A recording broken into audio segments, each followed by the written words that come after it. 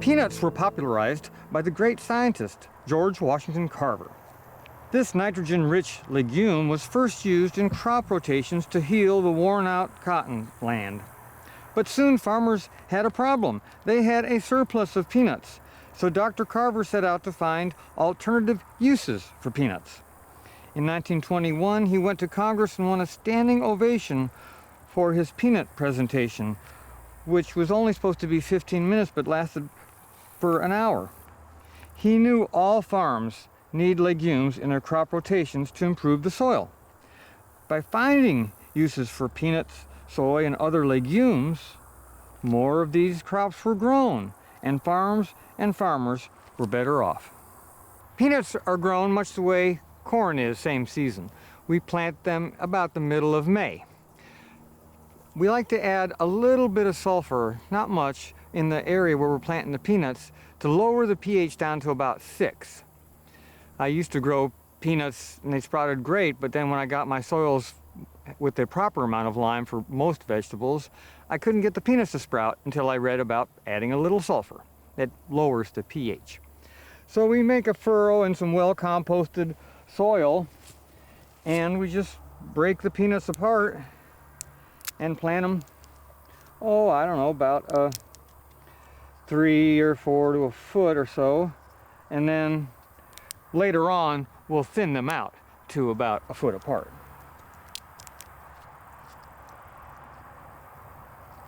Simply press them in a little bit and then cover them up and you're good to go. All you got to do is keep the weeds out, and that can be a little tricky because peanuts have a lot of spaces in as they're growing, and so you do get some weed issues.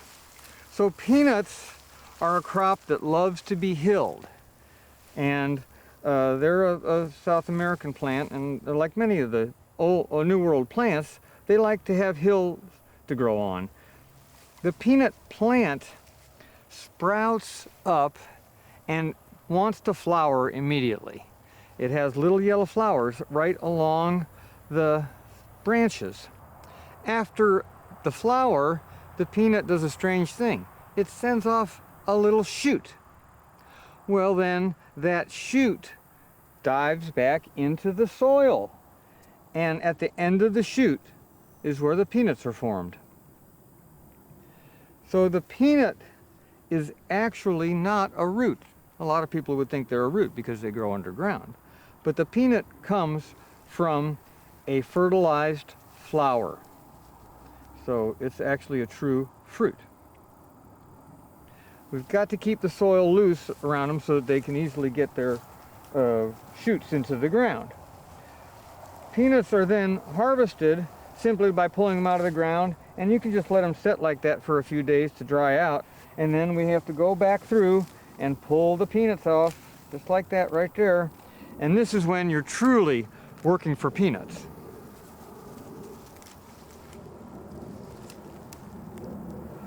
The variety that we're growing here is called Red Mammoth, and it was almost extinct. It's an heirloom variety from a long time ago, almost 100 years ago, since these have been grown in Tennessee. Tennessee Red Mammoth, they're huge peanuts, and there's only a couple of them per shell. When this variety was brought back, there were only 70 seeds left, and somebody had been saving these and they kept them going. It's really important to keep these old heirloom varieties alive. They have some genetics that plant breeders in the future may rely on to make better peanut varieties. Some of Dr. Carver's inventions for peanuts included milk, Worcestershire sauce, punches, oils for cooking or salads, paper, cosmetics, soaps, and wood stains. We don't do any of this though. I like them boiled for a few hours in salt water or roasted for 20 minutes in the oven. They're pretty darn good just eating fresh out of the garden too. We loosen the soil up with the potato fork and then just pull the peanuts out, kind of shake the dirt off a little bit, flip them over. Look at those babies.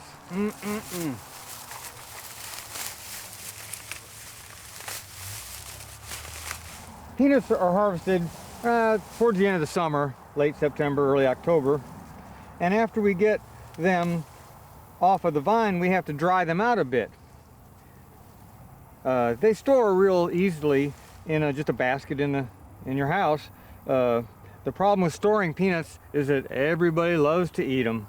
These are actually the seeds that we're going to plant next spring, so don't eat all of your peanuts. These Tennessee Red Mammoth peanuts are back in production here at Green Door Gourmet in West Nashville.